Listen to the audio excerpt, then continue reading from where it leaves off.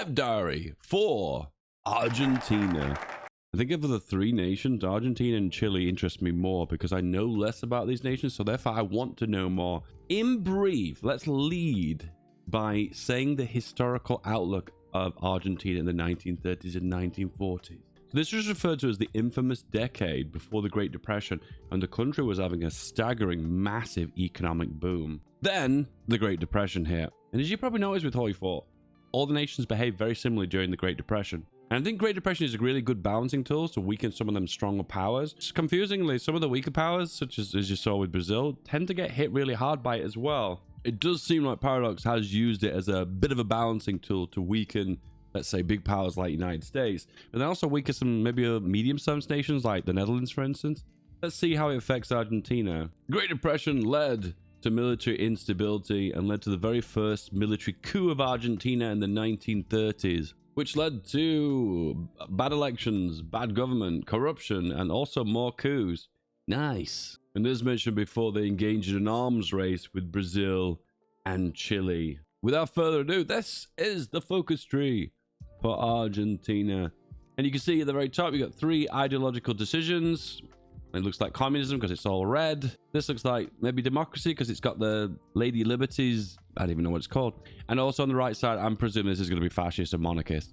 Surprisingly, you can see the democratic one and the monarchist fascist right-wing one. You can see that near the bottom, there's a choice to be made. Got two choices here and three choices here. So I wonder if there's some kind of pathway between the two where it's a democratic military-backed coup. So it's kind of a parallels between liberal democracy as well as the military junta, where the communist one is just its own thing. You know, I'm going to say this, and this might be an unpopular decision, but I don't think every nation needs every ideology. I know you guys are mad right now, but if the nation didn't get influenced by communism in any way, shape, or form, and there wasn't really any really relevant communist movement, do we need communism? Do we need communism?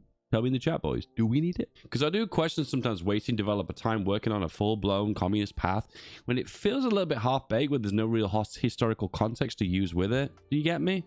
Do you get me? Do you know? Anyway, the top right here, you can see this is the industry path, which is relatively small compared to the rest. But this is big because most of these focuses become null and void because you can only go down certain paths. In brief, massive economic growth prior to the Great Depression. It'd be interesting if there was a choice of like getting rid of the Great Depression quickly to forgo maybe the military to try and resume that big growth before the Great Depression. A treaty with Britain and an arms race with neighboring countries, introducing national spirits representing historical issues of the nation. Historically, we have the infamous decade. God, I should write a bingo chart for this, shouldn't I? Can I create like a bingo list in advance? Will there be military problems? Will there be industrial problems? Will there be an issue with a coup? Will there be issues with the economy? I don't know. It feels a little bit like every focus tree seems to be like the Kaiserite model now. Like everything is bust. This is how you fix it. Which I do like that there's things to fix in your nation because it feels quite satisfying to do fix those said things. But when everything is bust, I don't know. I don't get as much enjoyment from that. I feel like it should be a lot more like France or the United States, where it's like the issue is political instability, problems internally with political power, and that's the main issue to fix. Where I kind of like the current method of making focus tree is everything's bust and you can fix it by going down individual paths, which I feel like takes a little bit of the strategy out of it, you know? I feel it makes every nation play a little bit similar. Like, well, do I fix the military first or do I fix the economy first? But in most games, you usually fix the political power, fix the industry, fix the military. It's always in those said paths because that's the order that you play the game, right? I would like to see a little bit more structure when it came down to some of these focus trees. That's all I'm saying. That's all I'm saying. Anyway, political corruption. It gains political power. Corruption allows you to do dodgy deals. I kind of like it when it gives you something, but you lose something else. But some of these penalties are very painful. We also have a treaty as well that's just hurting our resources, but giving you a little bit of civilian factories. And then a military arms race, which basically means there's no navy for you. This sucks, man.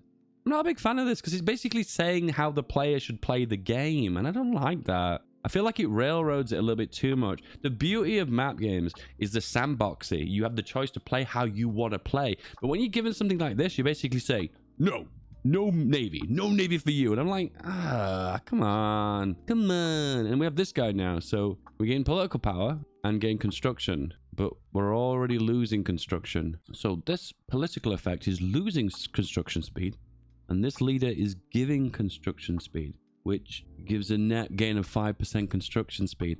What's the point? What's the point? You give me something, a beautiful kiss, but it's a kiss with a fist. I don't know if I feel like that's a good choice. I know this is an unpopular opinion, but I think focus trees for Paradox games need to be simplified. I think nations should have one problem or two problems that need to be fixed. And then this kind of like tooltip spam where it does so many different things in one go, that doesn't necessarily make a better game experience. But I feel like some of the older focus trees, which had kind of like more transparent linear problems that were easy to fix, felt like they were a little bit easy and easy to understand. Like Yugoslavia, for instance, she's got a lot of little minor problems going on, but they're very kind of one-dimensional and easy to fix and linear, you know, by going down the set path.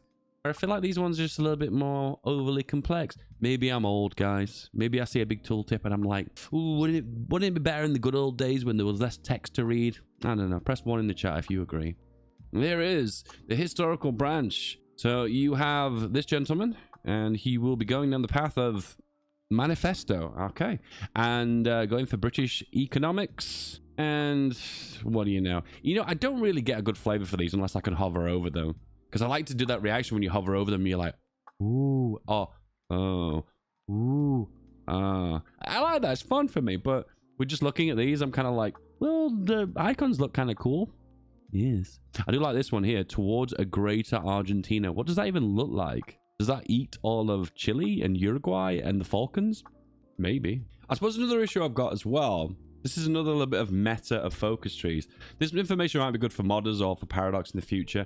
If a nation's got an issue like, say, political corruption, and you just have to follow the focus tree down like you would anyway, and it removes that corruption, is there really a player decision being made there? Because I am naturally going to follow down this route of these focuses anyway. So am I strategically trying to get rid of corruption? Or am I just necessarily just playing the game? Because when it comes down to strategy, you have to make a decision, you know? And if there's a choice between 1 and 2, and 1 fixes corruption but 2 doesn't, I suppose there's an actual strategy there because I have to decide which one is better for me in the long run. But if I'm following the focus tree straight down like I would normally do anyway, is there really a decision there to fix corruption? I don't know. This is food for your brain. Have a thought about that. Food for thought. So once you get in power, you can either work with the nationalists, or I guess this is more of a democratic path. Yeah, I suppose you're working with the British, so you're doing British economics. What could go wrong? And then also on the right side, you're basically cutting ties with the British. And a very familiar mechanic in Hearts of Iron 4, you have an imminent coup coming up, and you can do things to delay the coup. Gives me Mexico vibes, or Poland vibes. Political power is your tool to delay this incoming military insurrection. You know, the one thing that upsets me about these kind of civil wars that can happen with your nation early on is I feel like they're not really coded in to happen. So here's an example. When you play Poland and you make a civil war happen by, I don't know, upsetting the left or the right wing or the peasants, I feel like the focus tree goes kind of wonky after when you've had the civil war and you've won it. Does anyone experience that? So it's almost like the civil war is something that's hard-coded to prevent and never really meant to happen. Maybe I'll make the civil war fire as Argentina and then we'll see. As Paradox, thoughts of this eventuality. And eventually, if you go down the historical path, which is working with the British, you eventually lied to joining the Allies. Now, the democratic path, which is ahistorical. So what do we got here? The clean election, the memory of memes, non-anti-corruption policies, the true democracy, university reforms. Not really many choices here. Oh, you can either seek help from the Americans or the British, or an internal focus. I like these exist, okay? I think this is cool. I like this a lot. However, a lot of the time, you get better bonuses working with the major powers than you do working by yourself. So it'd be kind of cool if you gave me something irresistible for internal focus to make me really incentivized to go for that. Because otherwise, I'm just going to go for one that gives me the biggest number. Big number good. And then you've got your own democracy and a bastion of peace, or join the Allies again. Once again, options working with the British and the Americans here. Not a choice though, you can actually do both. Improving our islands. Hang on a second. Hang on a second. Our islands? Our islands? That looks like Argentina and South Georgia. In Argentinian hands? I hate that path. I detest it. I reject it. Okay, industrial paths. I think industrial paths are cool.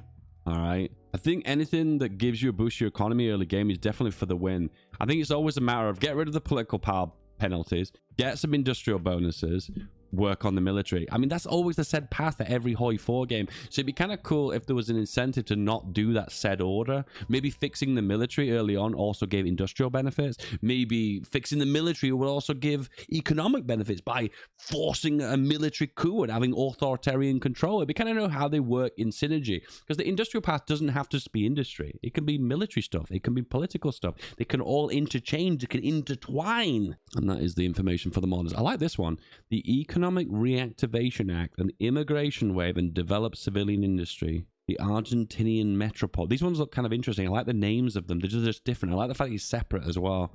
Once again, I want to hover over them, but I don't know what they do. So big sad. This guy's giving a wave. Oh, no. He's holding up a test tube, isn't he? And he's like looking at it like this. I thought he was giving us a wave, you know? Capitalize the beef industry. Apparently this was a big economic thing for Argentina. Argentine steakhouse. Much. It'd be kind of cool in a way if industry, which gives economic benefits, gives more support for the nation, which inadvertently gives more political power. So one leads to another, leads to another, leads to another. Like in a weird way, like every single one of these could give political power, and then it would incentivize you to do the economy. I don't know. I don't want focuses that give free shit. I don't want free shit. I don't want this to be the Paradox DLC welfare state, okay?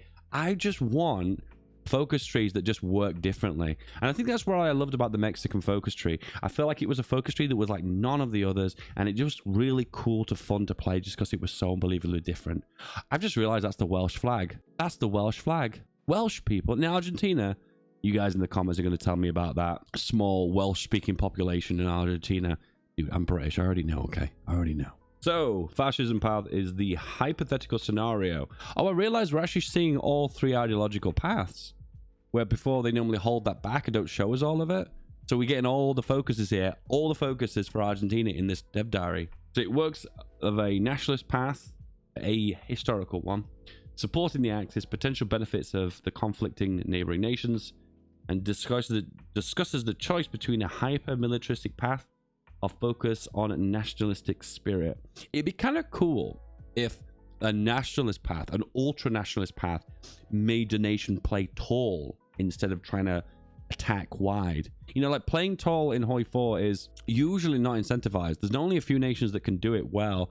Like, for instance, maybe the Netherlands, for instance. But then you can't really pick a nation like Britain or Soviet Union that own practically half the world and play tall, because you already own everything anyway, you know what I mean? The fascist path also gives the option here to invite Spanish nationalists. Demand compensation from Spain. Ooh. The only issue I've got with these style focus trees, these ones, is they have a percentage chance to say yes or to say no. I just don't like rolling the dice in Hoi 4.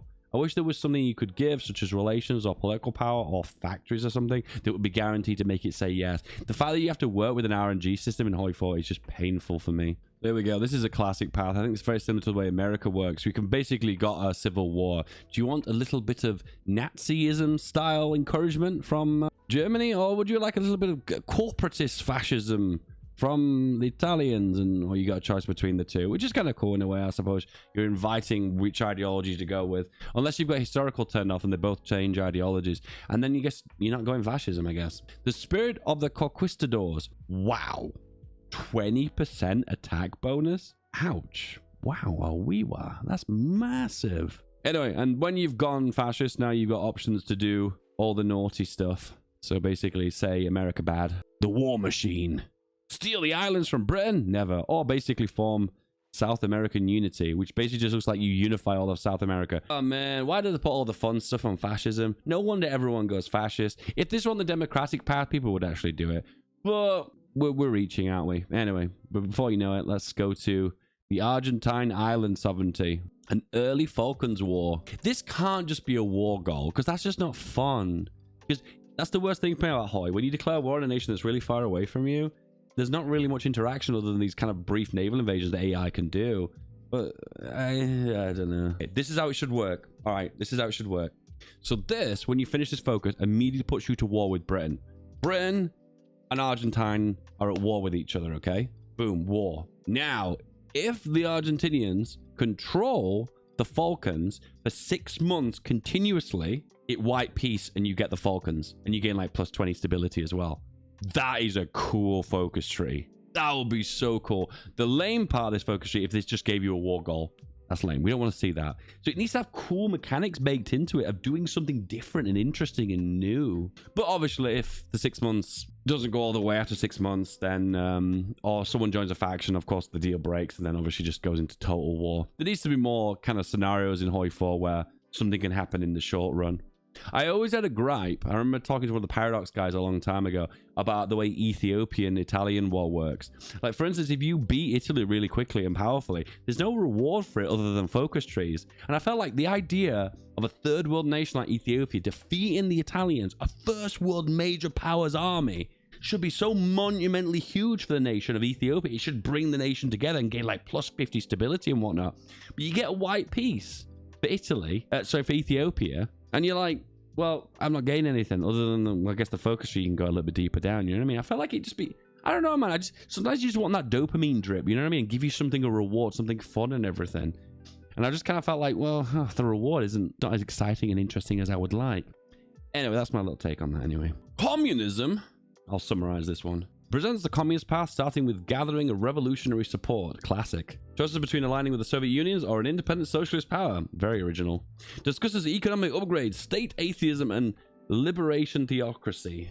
The idea of state atheism seems kind of cool to me. As long as it would give interesting bonuses, you know? Just, what kind of communism would you like? Soviet communism or your own communism with women and farmers? Nice. And then you have the option to unify the continent again. Not original, but I'm not going to complain because they're usually the most fun paths. Oh, that's a cat. I like that one. I'm going to go for that path. Improve Patagonia. Patagonia is the southern half of Argentina, right? And it's quite renowned because it's not got much farming land and many resources. It's kind of underpopulated as well compared to the rest of Argentina. So it's kind of a cool concept to develop in that said region. No gods, no masters. Oh, this is anarchism. Okay, that's kind of cool.